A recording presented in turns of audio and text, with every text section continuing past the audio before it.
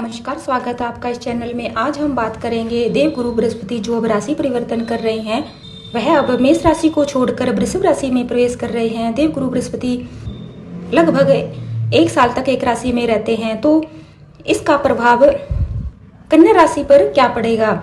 और इस वीडियो में आप जानोगे कि देवगुरु बृहस्पति की दृष्टि कहाँ कहाँ पर है, आपको लाइफ में किस सेक्टर में लाभ होने वाला है, देवगुरु बृहस्पति आपको क्या सबक सिखाने आए हैं, क्या देने आए हैं, और कैसे आपको कामयाबी की राह तक देवगुरु बृहस्पति लेकर जाएंगे। अगर आपको लगता है कि आपके भाग्य में रुकावट आ रही है, तो आप देवगुरु बृहस्पति की प्रैक्टिकल रेमेडी कीजिए, जो कि इसी वीडियो में मैं आपको बताऊंगी। देवगुरु बृहस्पति काफ़ी बड़े प्लैनेट हैं। यह हमारे स्पिरिचुअलिटी के कारक होते हैं, ज्ञान के कारक होते हैं, शिक्षा के कारक होते हैं, और यह संतान के, पति के भी कारक होते हैं, और यह भाग्य के भी कारक होते हैं। तो यहाँ पर आप देख सकते हो कि कितने सारे सेक्टर सिर्फ देवगुरु बृहस्पति के ही अंडर में आते हैं। अगर किसी के चार्ट में देवगुरु बृहस्पति शुभ स्थिति में नहीं है, तो उसे सफलता प्राप्त करने में काफ़ी मेहनत करनी पड़ती है।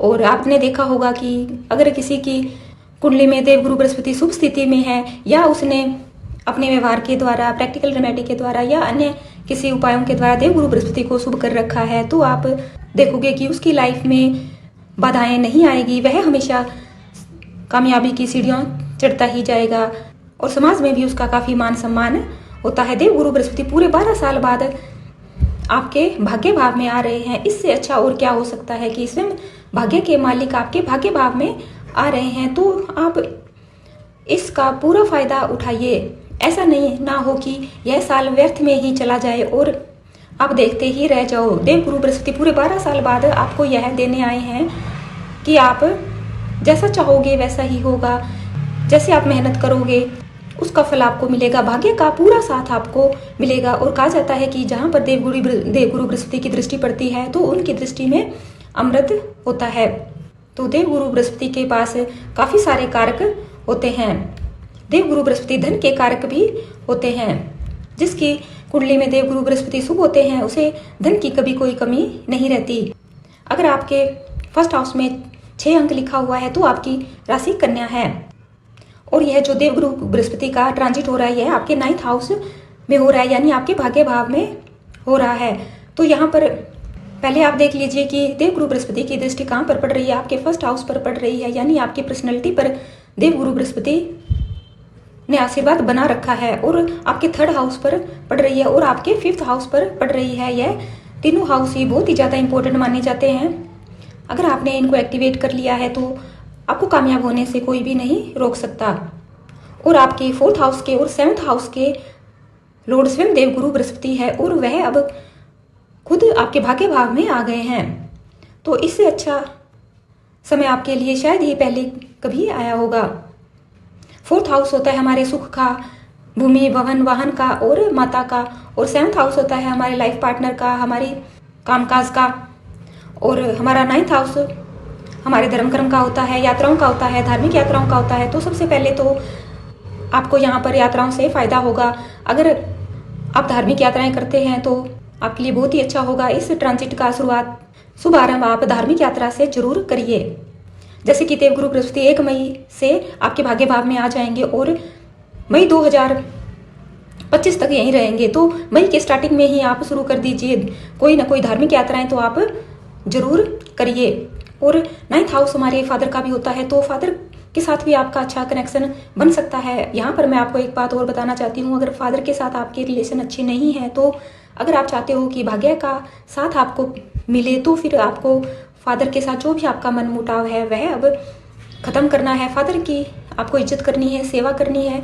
और फादर समान जो भी आपके आसपास लोग हैं, आपके घर में हैं, या आप जहाँ काम करते हो वहाँ पर है, बुजुर्ग लोग हैं, उनके साथ आपको अच्छा व्यवहार करना है। मतलब किसी भी प्रकार की कोई मिसअंडरस्टैंडिंग आपके फादर और आपके बीच में नहीं होनी चाहिए। आपके लाइफ पार्टनर में भी अब कुछ ना कुछ परिवर्तन जरूर आएगा। उनके करियर में परिवर्तन आ सकता है, क्योंकि देवगुरु बृहस्पति आपके 7th लॉर्ड भी हैं, और 7th लॉर्ड हमारे लाइफ पार्टनर का और मैरिटल लाइफ का होता है। और यह खुद अब 9th हाउस में है, तो आपके पार्टनर के करियर में सुधार तो आएगा, कुछ ना कुछ बदलाव जरूर होगा। अगर आप कुछ पार्टनरशिप करना चाहते हैं, तो उसमें भी आपको लाभ होगा। आपको लाइफ में कुछ ऐसे पार्टनर मिलेंगे जो आपको ज्ञान देंगे और उनके ज्ञान से आपको फ़ायदा होगा। आपकी प्रोफेशनल लाइफ में काफ़ी चेंज आएगा। अब आप सुनी सुनाई बातों पर ध्यान नहीं दोगे, प्रैक्टिकल हो जाओगे और आपने जैसे सोचा है वैसा ही अब होने के चांस बन रहे हैं। लेकिन इस बात का आपको ध्यान रखना है, इस बात से आपको सावधान रहना है कि आपको कोई भी उल्लू ना बना पाए। शॉर्टकट से आपको बचना है। और अगर आपके छोटे मोटे कोई नुकसान हो रहे हैं, कोई छोटा मोटा काम नहीं बन रहा, तो आपको टेंशन लेने की जरूरत नहीं है। स्वयं देवगुरु बृहस्पति ने आपको संभाल रखा है, तो इससे अच्छी बात और क्या हो सकती है। वैसे कन्या राशि के लोग बहुत ही स्मार्ट होते हैं और फिजूल की बातों पर ध्यान नहीं देते, सुनते सबकी हैं, करते मन की हैं, लेकिन यह वही करते हैं सोच समझ कर करते हैं। अगर इनको लगता है कि इस चीज़ में फ़ायदा नहीं है तो यह वह कार्य नहीं करते। लेकिन चार्ट में कुछ ऐसे अशुभ योग बने होते हैं, अगर उनकी वजह से इनका माइंड थोड़ा डिस्टर्ब होता है तो यह गलत रास्ता भी अपना सकते हैं। इसलिए यह सिर्फ आप पर ही डिपेंड है कि आप इस योग का कैसे फ़ायदा उठाते हो। और देवगुरु बृहस्पति की दृष्टि आपके फर्स्ट हाउस पर पड़ रही है, तो यहाँ पर अगर आपके लगन लोड अच्छी स्थिति में नहीं है तो आपको कुछ हेल्थ संबंधी दिक्कत आ सकती है। लिवर से संबंधित कोई छोटी मोटी बीमारी आपको हो सकती है, लेकिन आप इसको नज़रअंदाज मत कीजिए। आप समय समय पर डॉक्टर से चेकअप कराते हो तो इतनी कोई बड़ी बात नहीं है कि सुधार ना हो सके। और इस दौरान आप मोटापे के भी शिकार हो सकते हो। पहले आपकी देवगुरु बृहस्पति की दृष्टि 12th हाउस में थी, तो आपके हॉस्पिटल के चक्कर तो लगे होंगे, फैमिली का कोई मेंबर बीमार रहा होगा, फैमिली के मेंबर को लेकर आपको टेंशन रही होगी। लेकिन अब आप इस बात से आप निश्चित हो जाइए, अब देवगुरु बृहस्पति की दृष्टि आपके फर्स्ट हाउस पर है और देवगुरु बृहस्पति की दृष्टि में अमृत होता है। तो फिर अब आपकी पर्सनैलिटी में काफ़ी सुधार आने वाला है। जो भी बातें आप कहोगे लोग वह बात आपकी सुनेंगे, समाज में मान सम्मान बढ़ेगा। आप फिजूल की बातें मत करिए और फिजूल के खर्चे भी आपको नहीं करने हैं। फिजूल की बातें, छोटी बातें अब आप नहीं करोगे। अब आपको अपनी पर्सनैलिटी में कुछ ऐसा चेंज करना है कि लोग देखकर आपको कहें कि पर्सनैलिटी हो तो ऐसी हो। आपके अंदर अब कुछ अच्छी बातें आएगी, कुछ धार्मिक बातें आएगी और अब आप अपने आप पर ध्यान दोगे। कुछ आप मेडिटेशन और योग आदि भी करना शुरू कर दोगे, जो आपके लिए बहुत ही अच्छा रहेगा। और आप के मन में कोई भी गलत विचार नहीं आएगा। कोई भी अगर गैर परंपरावादी कार्य अगर आप कर रहे हो तो उससे आप हट जाओगे और सभी को यही सलाह दोगे कि धर्म कर्म के कार्य करने चाहिए। मैच्योरिटी आपके स्वभाव में अब देखने को मिलेगी। और देवगुरु बृहस्पति की दृष्टि 3rd हाउस पर है, तो यहाँ पर आपको एक बात बताना चाहती हूँ। अगर आप कोई डिजिटल वर्क से जुड़े हुए हो, जैसे कोई ऑनलाइन वर्क काम करते हो और आपका टूर एंड ट्रैवल का काम है, कोई ट्रांसफॉर्मेशन का काम है, तो या आप मार्केटिंग फील्ड से जुड़े हुए हो तो यह काम आपका अब बढ़ेगा। सोशल नेटवर्किंग आपकी यहाँ पर बहुत ही अच्छी रहेगी। समाज में आपका मान सम्मान बढ़ेगा, आपका समाज में काम भी बढ़ेगा। पहले अगर आप ऐसा कोई काम कर रहे हो जो कि समाज की नज़रों में नहीं था और अब उस काम की वजह से आपका मान सम्मान बढ़ेगा। और देवगुरु बृहस्पति की 9वीं दृष्टि आपके 5th हाउस पर भी है, तो यहाँ पर एक बात आपको कहना चाहती हूँ कि कन्या राशि वालों के लिए यह बहुत ही शुभ रहेगा। अगर आप फैमिली प्लानिंग कर रहे हो, परिवार को आगे बढ़ाने का आप सोच रहे हो, तो यह आपके लिए अच्छा रहेगा, क्योंकि देवगुरु बृहस्पति की दृष्टि यहाँ पर है। 5th हाउस और 9th हाउस का कनेक्शन बन रहा है, तो यहाँ पर जो विद्यार्थी हैं वह स्टडी को लेकर काफ़ी सीरियस हो जाएंगे। अगर आप कुछ एग्जाम देना चाहते हो तो यहाँ पर यह देवगुरु बृहस्पति की दृष्टि आपको अच्छा फल देगी। लेकिन यहाँ पर आपको इस बात का ध्यान रखना है कि आपकी लाइफ में कुछ नेगेटिव दोस्त भी आ सकते हैं, इसलिए आपको उनसे बचकर रहना है। और देवगुरु बृहस्पति आपके 7th लॉर्ड हैं और यह आपके 1st हाउस को देख रहे हैं, तो आपको इस बात का ध्यान रखना है कि आपको गुस्सा नहीं करना है, आपके अंदर ईगो का अभाव नहीं आना चाहिए, जल्दबाजी से आपको बचना है।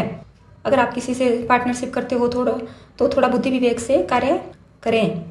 अगर आपके कार्यों में विलंब हो रहा है, आपके कार्य नहीं बन रहे हैं, तो आप ज़्यादा परेशान मत होइए। देवगुरु बृहस्पति के मंत्रों का आप जाप करिए, केसर का आप तिलक लगाइए और बड़े बुजुर्गों का आप आदर करिए और धार्मिक यात्राएं करते रहिए। यह सारी प्रैक्टिकल रेमेडी है, अगर आप यह करते हो तो यह आपके लिए बहुत ही अच्छा रहेगा। आप जैसे आपको बताया है कि धार्मिक यात्राएं तो आपको छोड़नी नहीं है। महीने में एक बार भी अगर आप धर्म स्थान पर जाते हो, धार्मिक यात्राएं करते हो, सात्विक रहते हो, ईमानदार रहते हो, शॉर्टकट से बचे रहते हो, तो यह देवगुरु बृहस्पति का गोचर आपके लिए किसी गोल्डन पीरियड से कम नहीं होगा। इस चीज़ का आप फ़ायदा उठाइए। अगर आप इस चैनल पर नए हो तो प्लीज़ वीडियो को लाइक कीजिए और इस वीडियो को शेयर कीजिए, कमेंट कीजिए और इस चैनल को सब्सक्राइब कीजिए ताकि आने वाली सारी वीडियो की नोटिफिकेशन आपको मिल जाए।